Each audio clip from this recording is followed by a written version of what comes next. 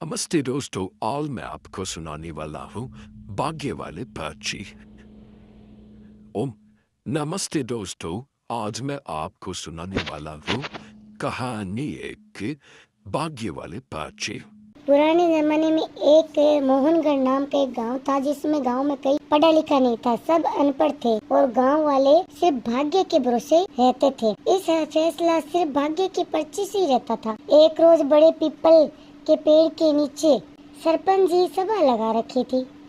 सभा लगती थी, वहाँ पे गांव वाले खड़े हो जाते थे। एक बूढ़ा व्यक्ति गिरधर पंचायत ने कहा, सरपंच जी, आप एक पूर्णिमा वाले दिन इसी पेड़ के भीतर जादुई पर्चियां निकालते हैं और कई दिनों से मेरी एक पर्ची नहीं निकली। मेरे भाग्य के दरवाजे कब खुलेंगे सरपंच जी? सरपंच जी बोले, अरे नहीं रे चाचा, जब इस बार मैंने खास आपके लिए बुलाया क्योंकि आज आपकी पर्ची निकली है। ये सुनते ही गिरधर खुशी हो गया और वो बेचारा बूढ़ा गरीब किसान था। सरपंच जी ने एक पर्ची उठाई, तभी लोग ताली बजने लगी। सरपंच जी बोले, अब लोगों शांत हो जाओ, अब मैं गिरधर चाचा जी की पर्ची पढ़ने वाला हूँ। लेकिन जैसे ही सरपंच जी ने गिरधर चाचा जी की पर्ची खोली, वह दंग रह गए। गिरधर चाचा ने पूछा, क्या हुआ सरपंच जी? क्या हुआ सरपंच जी?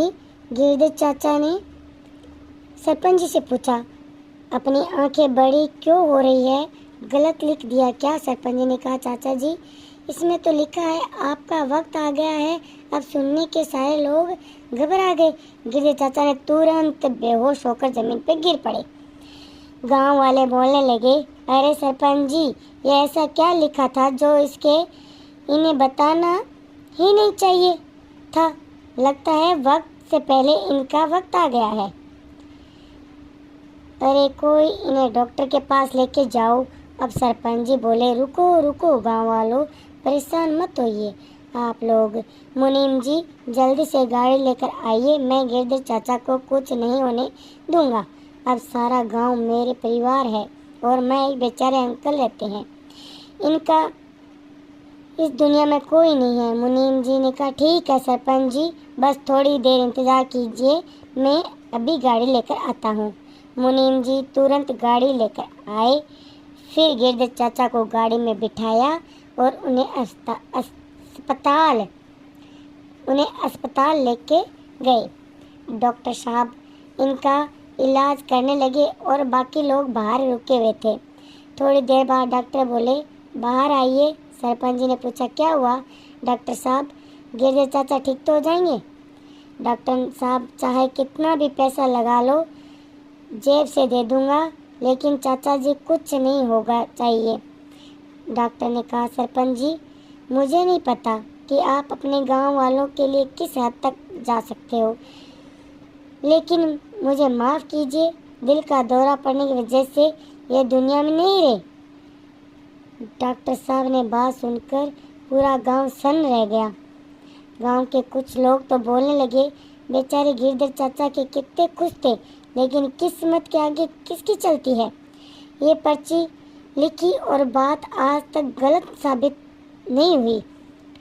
आज ठीक वैसे ही हुआ। सरपंच ने कहा, लगता है चाचा जी का वक्त आ गया ही था।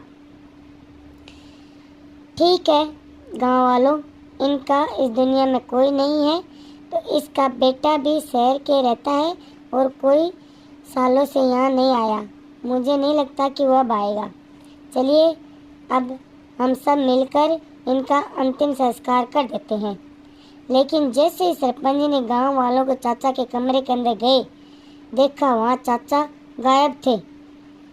ये सब देख गांव वाले हैरान रह गए। सरपंच ने कहा, अरे डॉक्टर साहब, चाचा कहाँ चले गए? हमें उनका अंतिम संस्कार करना है। डॉक्टर ने कहा, सरपंच जी, इनका इलाज तो मैं यहीं पे कर रहा था, अचानक वो कहाँ जा सकते हैं? वह तो इस दुनिया में ही नहीं रहे। पूरे अस्पताल में तलाशी ली गई। डॉक्टर की टीम साथ साथ गांव वाले भी सरपंच के पूरे अस्पताल की तलाशी ले ली, परंतु गिरधर चाचा मृतक से कहीं नहीं मिला। बेचारे सरपंच जी और गांव वाले वहाँ से वापस आ गए और रात में सब लोग एक साथ बैठकर बातें करने लगे। सरपंच जी, आज वो हुआ वैसा कुछ किस्मत वाली पर्ची में भी नहीं लिखा था। कहीं उस डॉक्टर ने ही तो कुछ नहीं कर दिया। सरपंच ने कहा, अरे नहीं गांव वालों, डॉक्टर साहब बरसों से हमारे गांव में सेवा करते हैं। जिसके पास पैसा नहीं होता उनके मुफ्त में इलाज भी करते हैं। वो भला ऐसा क्यों करेंगे? ठीक है सरपंच जी, एक चाचा जी की तलाश जारी रखेंगे और अगली पूर्णिमा का इंतजार करते हैं।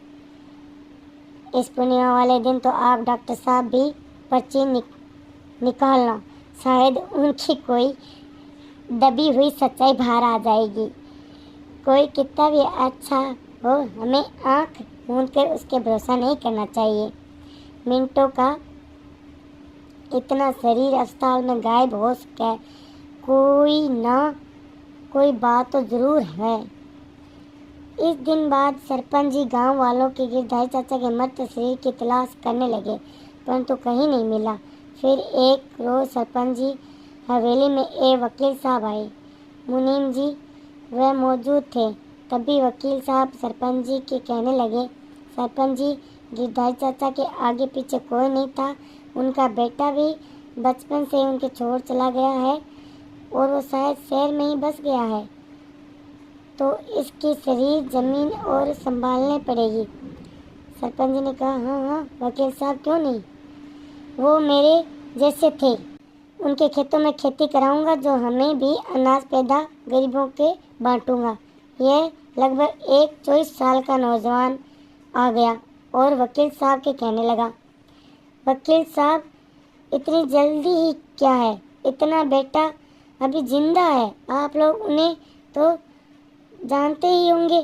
तभी वहाँ पर कुछ गांव वालों ने आ गए और राजीव को कहने लगे, अरे राजीव बेटा, तुम बचपन से ही लेकर अब तक तुम पर गांव सिर्फ एक बार भी आए। 5 साल पहले तुम्हें देखा, अचानक कैसे आना हुआ? राजीव ने कहा, गांव वालों, आप लोग जानते हो कि मैं शहर में पढ़ाई करने लगा हूँ, इंजीनियर बन गया हूँ, इस वजह से मैं नहीं आ पाया। अब अच्छी नौकरी मिल गई है, इसलिए नई नौकरी छोड़ नहीं सकता था। लेकिन मुझे जब पता चला कि मेरे पिताजी दुनिया में नहीं रहे, तो मैंने सोचा एक बार गांव होकर आता हूँ। सरपंच जी भड़क उठे और बोले, लगे तुमसे बड़ा लालची बेटा मैंने आज तक नहीं देखा। तुम सिर्फ गिरधारी चाचा के बेटे हो और संपत्ति के लिए तुम यहाँ आए हो। गिरधारी चाचा की जमीन हड़पने गए और तुम कुछ नहीं। राजीव बोला, नहीं सरपंच जी, आप इतना भड़क क्यों रहे हो? आपको जमीन चाहिए ना, वो जमीन मैं आपको रख लीजिए। मैं बस इसी मिट्टी में सुगंध लेने आया हूँ, मैं अपने जितना लालची नहीं हूँ। उसके इतना बोलते ही गांव वाले वहाँ तक कि तो वकील के भड़क गए। तभी गांव का एक व्यक्ति सुनील गुस्से में भर उठा और बोला, यह तुम बोल रहे हो राजीव? अभी तुम सरपंच जी के जानते ही नहीं हो, वो हमारे लिए भगवान है। तुम्हें पता है ना, तुम्हारे पिताजी के मृतक शरीर अचानक अस्पताल से गायब हो गया और हम उनका अंतिम संस्कार भी नहीं कर पाए। राजीव ने ऊंचे स्वर में बोला, आप लोग होते कौन हो? मेरे पिताजी का शरीर गायब हो गया, दाह संस्कार करने वाले। आप लोग मुझे गलत कह रहे हो, इससे मुझे कोई खेती चाहिए नहीं, मुझे बोलना। राजीव यहाँ पर चला गया और सीधा अपने पिताजी के घर पहुँचा।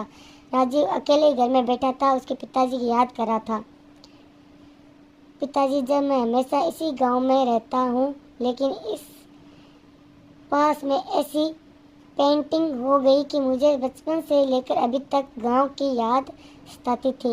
यहाँ खेत पेड़ पौधे मुझे पुकारते थे, पर क्या करता? अगर मैं कठिन फैसला ना करता तो गांव वालों की तरह अनपढ़ रह जाता। दुनिया मुझे मूर्ख बनाती रहती और मैं बर्दाश्त करता रहता। तभी दूर में गांव से ही एक औरत आलोचना उसकी बातें सुन ली तो वह तुरंत उसके घर के अंदर आ गई और राजीव को कहने लगी, बेटा राजीव, पहले से तो तुमने गलत समझ बैठी थी, लेकिन तुम्हें तो अंदर के पिताजी के जायदाद का कोई लालच नहीं है। मैंने तुम्हारी सारी बातें सुन ली है। इस गांव में तुम पहले ऐसे इंसान हो जो पढ़े लिखे हो। हमें तुम पर गर्व है बेटा। राजीव बोला, आपका बहुत बहुत धन्यवाद चाची जी। कम से कम आपने तो ये समझा। इतने में वहाँ पे सलोचना के जवान बेटी खुशबू खाना लेकर आ गई और राजीव को कहने लगी, ये लो राजीव, खाना खा लो। ये तुम्हें हर रोज़ खाना खिलाने आया करूँगी। राजीव ने सलोचना से बोला, अरे नहीं चाची जी, आपकी वही बेटी है ना जिसकी बचपन से नाक पकड़ा करता था। गांव के सारे बच्चे हम एक साथ खेलते थे। सलोचना हंसने लगी और कहा, हाँ रे बेटा, तुम वही बचपन की सारी बातें याद है अभी तक। खुशबू ने कहा, अरे राजू, तुम तो ये सब कुछ बातें भूल भी जाओ तो भी अच्छा है। चुपचाप खाना खाओ। और ये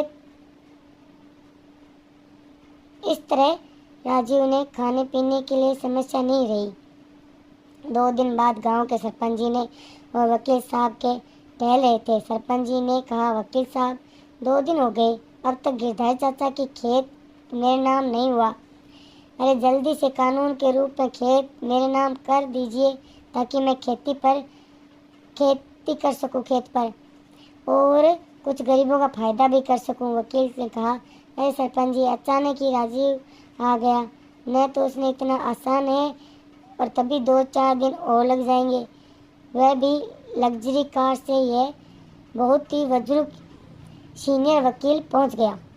उसके हाथ में एक फाइल थी जिसके दोनों को कहा, सरपंच जी, वकील बाबू, मेरी बात ध्यान से सुन लो। मैं जब तक मैं हूँ तब तक कोई काम गैर कानूनी नहीं होगा।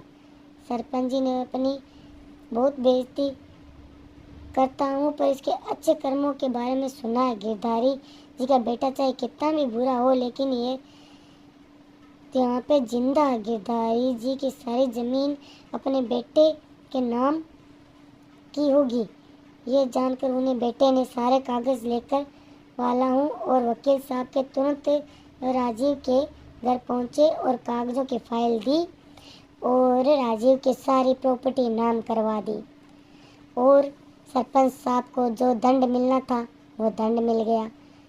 इस कहानी का यही अर्थ है कि सारा कुछ सरपंच जी ने अपने लालच के लिए किया था और गिरधारी जी की अच्छी तरह अंतिम संस्कार किया गया। पूरे गांव वालों ने सरपंच जी को गांव से बाहर निकाल दिया। कर भला हो भला।